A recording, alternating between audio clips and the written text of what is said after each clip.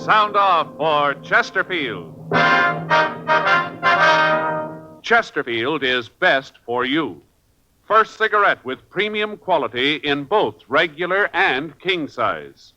Chesterfield brings you Dragnet.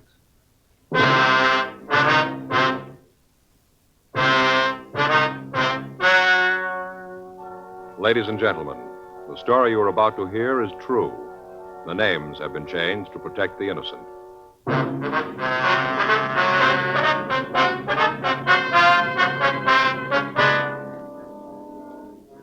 You're a detective sergeant. You're assigned to robbery detail. A hold-up man has been hitting large supermarkets in your city. He's fast and he's experienced. Your job? Get him.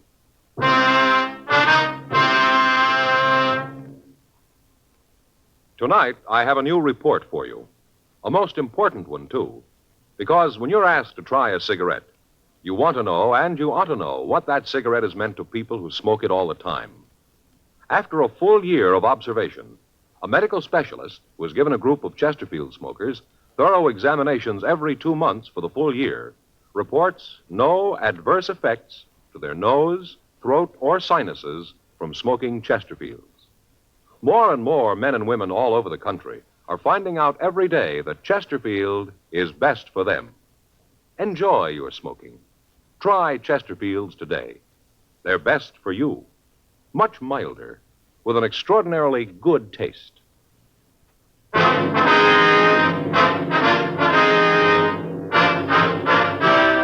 Dragnet, the documented drama of an actual crime. For the next 30 minutes, in cooperation with the Los Angeles Police Department, you will travel step by step on the side of the law through an actual case transcribed from official police files.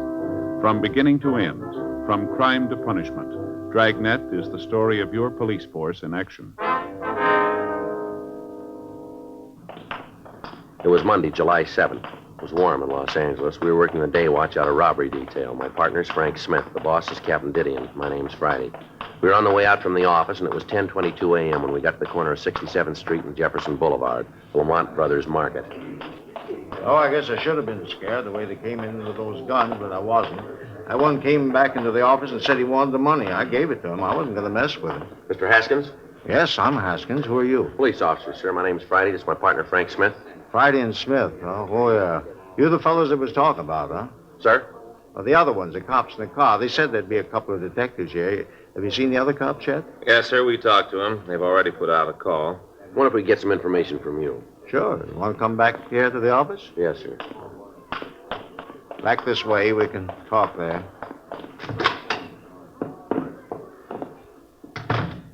Just sit down. Mr. Haskins, if you'd just tell us what happened, please. Well, it's pretty simple. I was sitting here getting the money ready for the bank, and this guy came in. He said he wanted the money. Had a gun, so I gave it to him. That's it. Nothing more. He just took the money and left. Mm-hmm. What time was it, sir? Oh, around 8:30, 8:45. How many men were there, sir? Well, there was two. Two is all I saw. I don't think there was any more of them. All right, sir. If you could just tell us exactly what happened. Well, I told you they came in. They took the money. I know, sir, but if you'd go into more detail.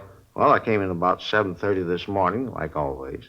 Checked things over the store to make sure that everything was okay. Then I started checking out the week's receipts. Uh-huh. Well, then, like I said, it must have been 8:45 or so, and heard this knock on the door. Thought there must be something wrong. The employees know not to bother me when I'm making up the deposit slips. Yes, sir. That's when I knew that something was wrong. Right away, I said to myself, Larry, there's something up. Something isn't good. Yes, sir. Well, it was right. Went over to the door and unlocked it. There he was, this big fellow, stood there with a gun. The way his eyes lit up when he saw all that money laying on the desk. You got any idea of how much money was taken, sir? Well, it was about 6,000 cash. I guess another 1,500 in checks, more or less. Uh-huh. I wonder if you'd give us a description of this man, could you? Well, like I said, he was a big one, real mountain of a man, well over 6 feet. Had this gun, you know. Uh-huh. He stood there and said, this is the stick-up. I want that money. And he pointed at the money with his gun. Oh, what kind of a gun was it? Could you tell? That's a great question. Of course I could tell. He had it right under my nose. Shotgun, sawed off.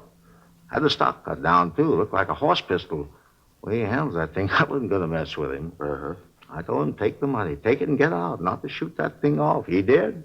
Walked right over to the desk and scooped up the money. He had a paper bag. He put it down by the table and he scooped the money into it. Then he said to me to stay put. Not to try to yell or be brave. Didn't have to tell me that. I wouldn't have tried anything. You said there was another man, is that right? Yes, I saw him when they left. He's a little fellow. About how tall would you say? Well, it'd be kind of hard to tell. I didn't get very close to him. Well, was he armed too? Yeah, he was carrying a revolver. They drive a car, would you know? Well, if they did, I didn't see it. You went out after them then? I should say not.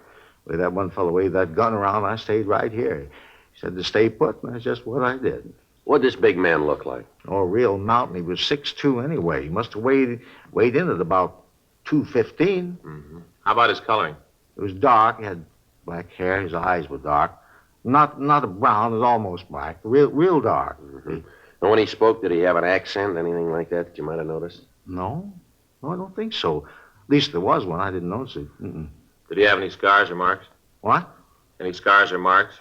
Anything that might make it easier for us to identify him? Yes, there was a little scar right here. Right over the bridge of his nose.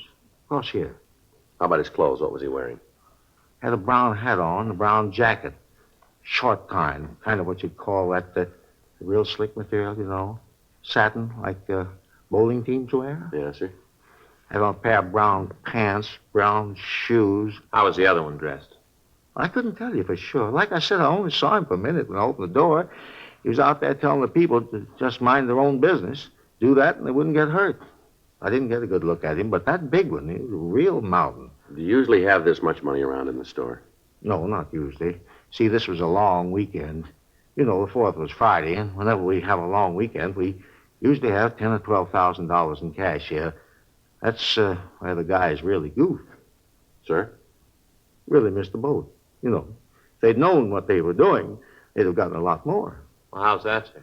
The safe out in front. Another $7,000 out there. Guys missed it completely. Yes, sir.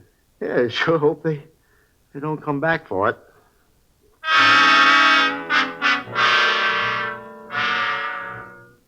$11:05 a.m. Frank and I checked with the officers in the radio unit that had answered the call. They'd gotten out a broadcast on the bandits and then started a canvass of the neighborhood, but they didn't find anyone who could give them any information. One of the clerks was able to describe the smaller of the two suspects, and we got out a local and an APB on them. Then we took the market manager downtown to look at the mug books. He told us that the larger man had worn gloves all the time he was in the store, so there was no need to look for fingerprints. The market bandits had been operating for the past 8 months. In that time, they'd held up 17 stores. Their method of operation was always the same. They'd hit only after a weekend or on the Monday following a holiday weekend. They'd hit only the larger supermarkets of the ranch type. Their operations had taken them all over the Southland. We'd tried to stake the markets that might be hit, but their field of operations had been so wide that it was impossible. 2:15 p.m. The market manager, Larry Haskins, started on the 6 mug book. Sure, a lot of them. Yes, sir. All these fellas, all committed some crime, huh? Yes, sir, that's right. That one there looks like my brother-in-law. He's got a weak chin. Yeah, just like him. No, Go through a few of these, and they all begin to look alike. Did you ever notice that? Yes, sir. Hey, wait a minute. Yes, sir? This fella here. This one right here, you see? Mm-hmm. That's the fella, no doubt about it. That's the one.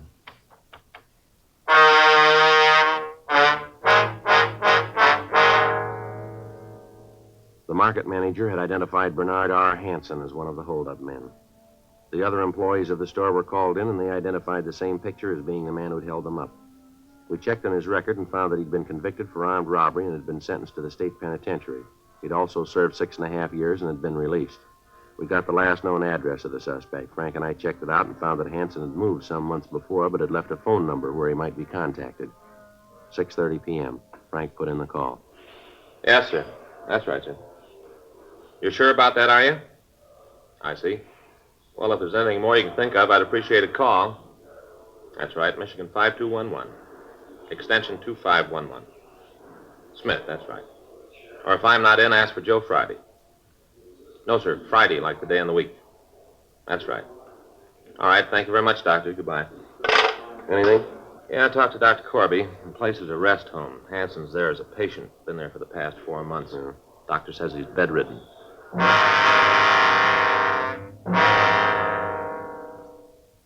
We checked on the rest home. It was a private sanitarium in the valley. We got in touch with the medical authorities and found that the head of the hospital was listed as Dr. James Corby. Frank and I drove out and talked to Dr. Corby and the rest of the staff. From them, we got the story that Hanson had been a resident of the home for the past 4 months. We found that he had a lung ailment and was confined to his bed 24 hours a day. The doctor showed us his records and charts, and from what we could tell, it would have been impossible for Hanson to have been the bandit. 3 weeks passed. On August 4th, the market thieves hit again, this time out in East Los Angeles. They got away with a little over $9,000.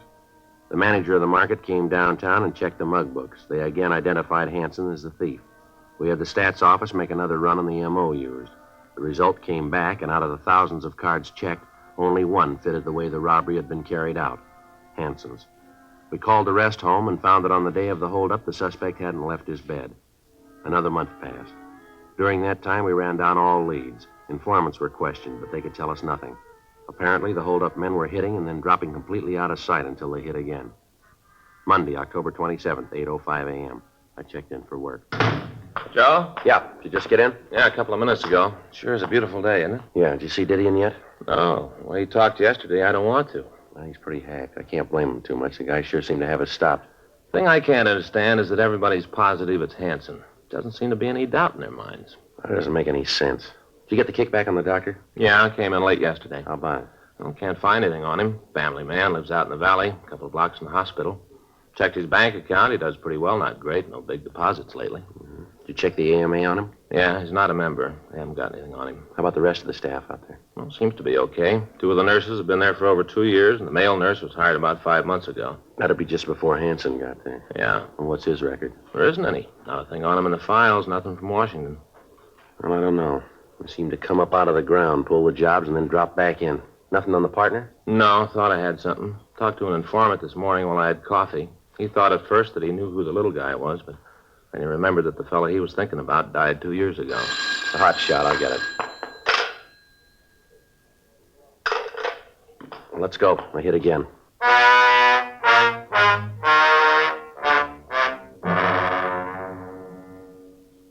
At 8:01 a.m. that morning, a pair of hold-up men had walked into a market out on Adams Boulevard and robbed the place of a little under $11,000. The manager gave us a description of the hold-up men. One was large, dark, and had a small scar over the bridge of his nose. The other was small, sandy-haired, and had no visible marks or scars. We showed the manager mugshots of Hanson, and he positively identified him as the larger of the 2 men. The local and an APB was gotten out on the pair, and then Frank and I drove out to the hospital to see Hanson. 8:46 a.m. We talked with Dr. Corby. I know you men are trying to do your duty, but I've told you before, it couldn't possibly be Mr. Hanson. I know for a fact that he hasn't been out of his bed this morning. Was it possible for him to get out of his room without you knowing it? No. Wonder if we could see him, Doctor. No, I don't think that'd be possible. He's still asleep, and I can't have him disturbed. You're sure, though, that he couldn't have left the hospital without you knowing it? Absolutely, no chance of it. What time does Hanson generally wake up, Doctor? Depends. Usually, though, I'd say he's awake by 9:30 or so. Wonder if we could wait and talk to him. If you like.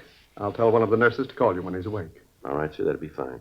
One thing, though, I must insist on. What's that, Doctor? He mustn't be excited. I don't think you gentlemen really know how ill Mr. Hanson is.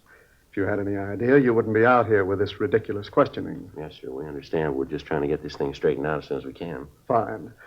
I'll go along with you part of the way, but I'll not have my patient disturbed. Any excitement would be very bad for him. Well, don't worry, Doctor. We'll be as brief as possible. Fine. If you'll excuse me now, I've got some things to do.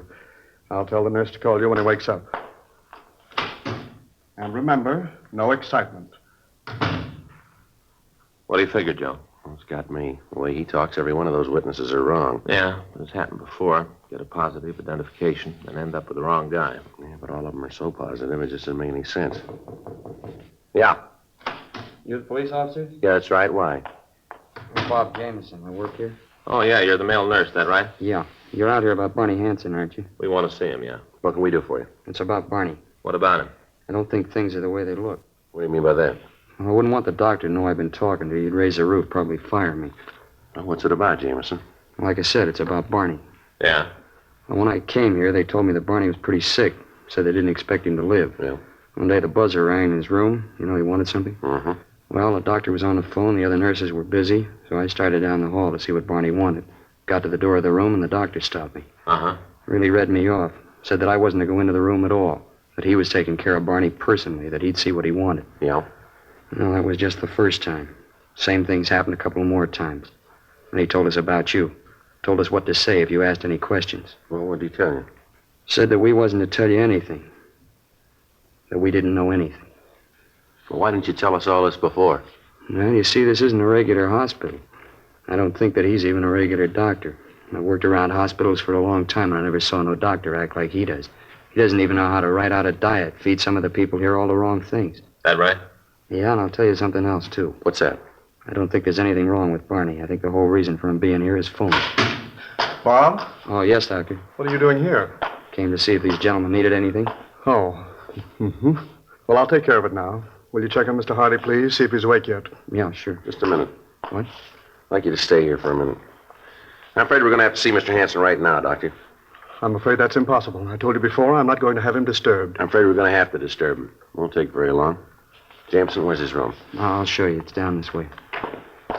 I'm going to speak to your superiors about this, coming into a hospital and disturbing patients. I'm sure the fact that you're officers doesn't give you the right to do this. This is his room. You want to open the door?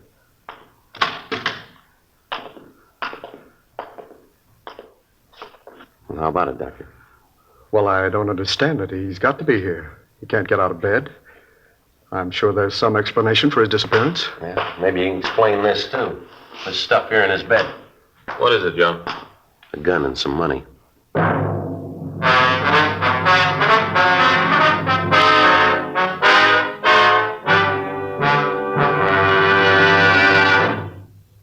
You are listening to Dragnet, the authentic story of your police force in action.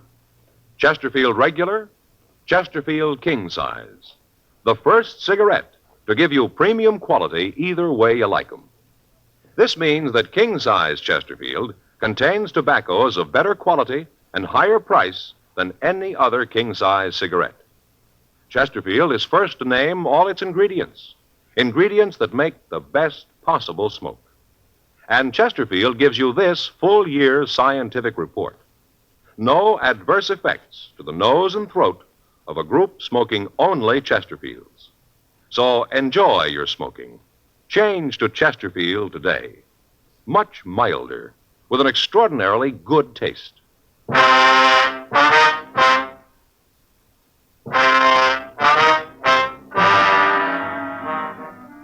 9:30 a.m. We called the office, and 2 more teams of men came out to help us search the place. Hanson was not on the grounds of the hospital. In his room, we found several floor plan drawings of markets that had been robbed. The drawings showed the location of the manager's office and of the safe. Along with the drawings, we found several maps with roads marked on them leading back to the hospital. A stakeout was placed on the rest home in the event that the suspect returned, and Frank and I drove the doctor back downtown.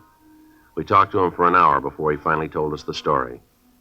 He said that Hanson had come to him and offered him money to say that he was ill and to give him a room.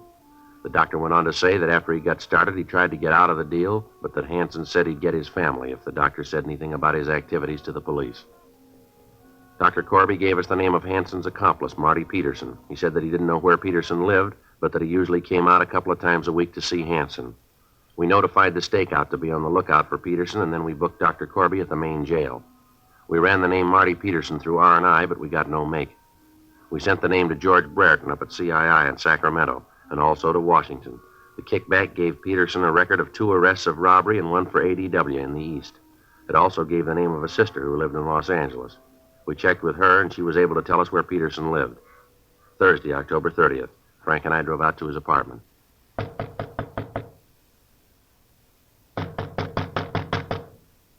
Who is it? It's the manager. Just a minute.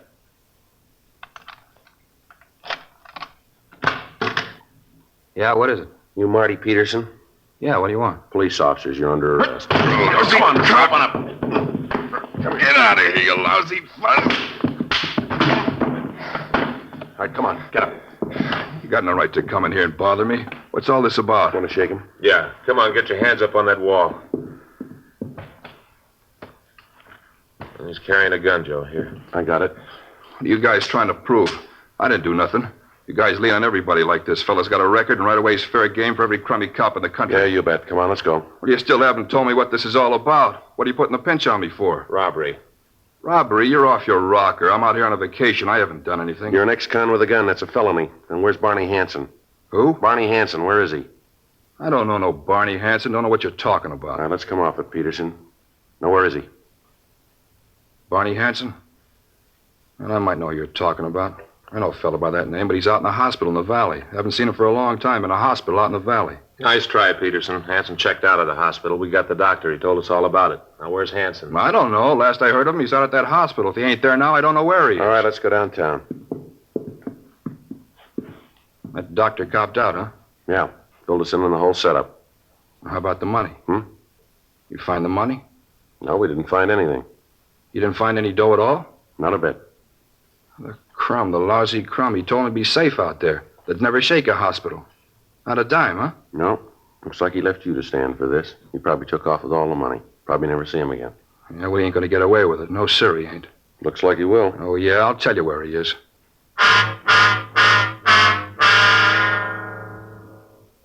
We took Marty Hanson down to the city hall, and he was booked at the main jail.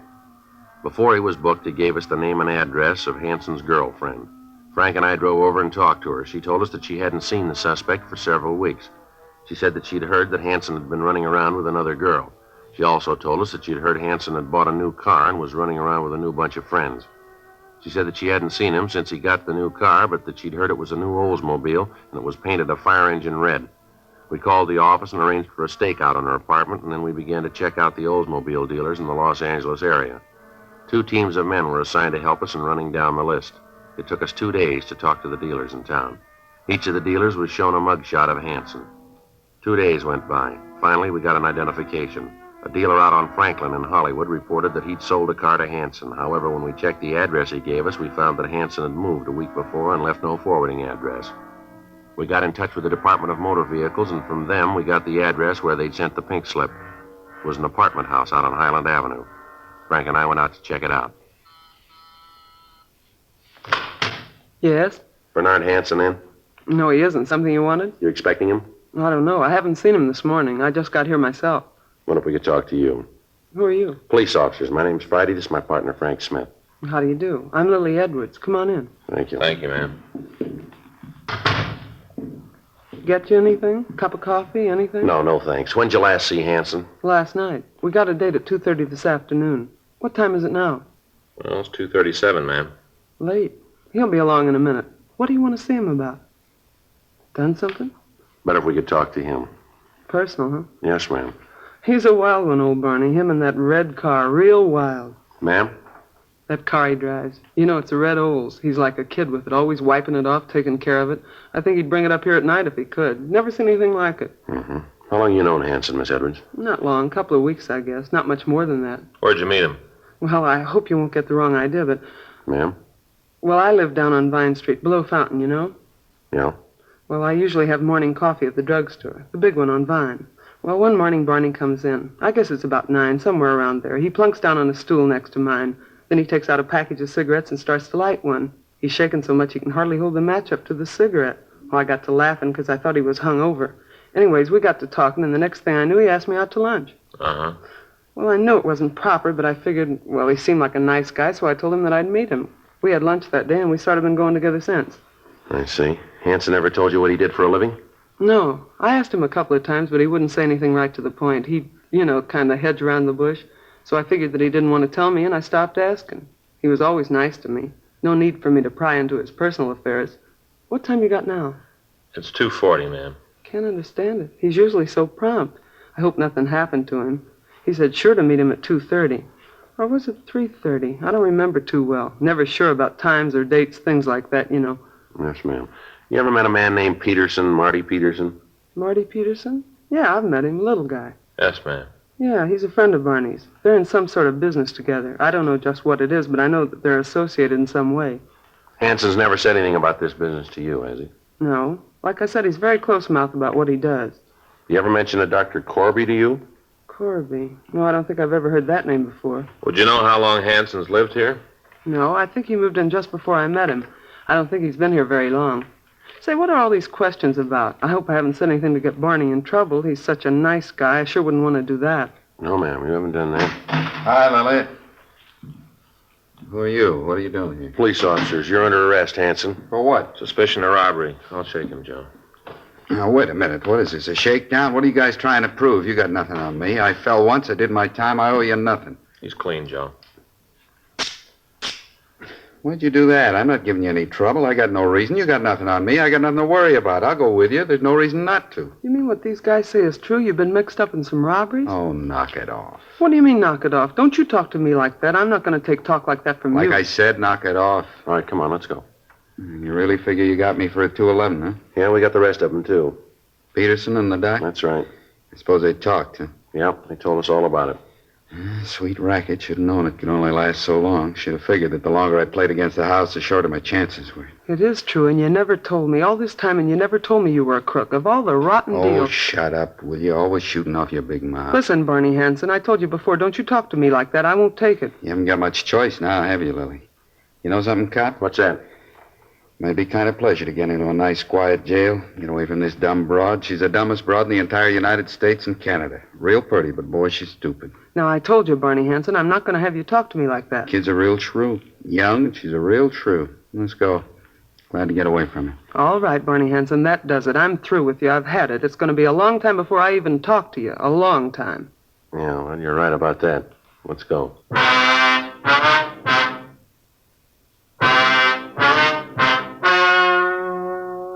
The story you have just heard was true. The names were changed to protect the innocent. On February 4th, trial was held in Department 89, Superior Court of the State of California, in and for the County of Los Angeles. In a moment, the results of that trial. Now, here is our star, Jack Webb. Thank you, George Fenneman. Earlier tonight, George Fenneman gave you what I consider pretty strong evidence that Chesterfield is the cigarette you ought to be smoking. That's why I'd like you to try a pack of Chesterfields. I think you'll find they give you everything you want. A real good taste and Chesterfield mildness.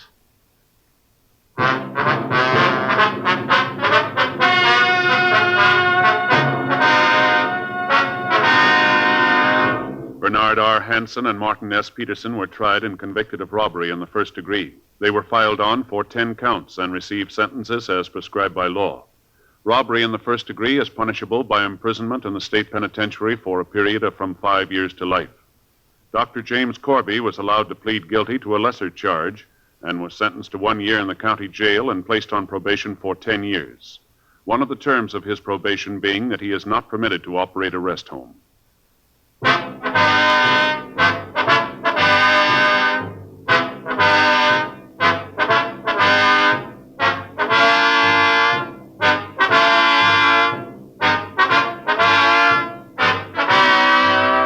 You have just heard Dragnet, a series of authentic cases from official files. Technical advice comes from the Office of Chief of Police W.H. Parker, Los Angeles Police Department. Technical advisors, Captain Jack Donahoe, Sergeant Marty Wynn, Sergeant Vance Brasher. Heard tonight were Ben Alexander, Vic Rodman, Herb Ellis. Script by John Robinson. Music by Walter Schumann. Hal Gibney speaking. For a million laughs, tune in Chesterfield's Martin and Lewis Show, Tuesday on this same NBC station. And sound off for Chesterfields. Either regular or king size, you'll find premium quality Chesterfields much milder. Chesterfield is best for you. Chesterfield has brought you Dragnet, transcribed from Los Angeles. Ladies and gentlemen, in the fight against an old enemy, polio, medical research has armed us with a powerful new weapon, gamma globulin. Used soon enough, it can prevent the paralyzing effects of polio. But first, you must furnish the raw material, blood. Doctors urgently need your donation of blood to make gamma globulin. So call the Red Cross. Please don't put it off. It's too important. Call the Red Cross tomorrow and make an appointment to give blood.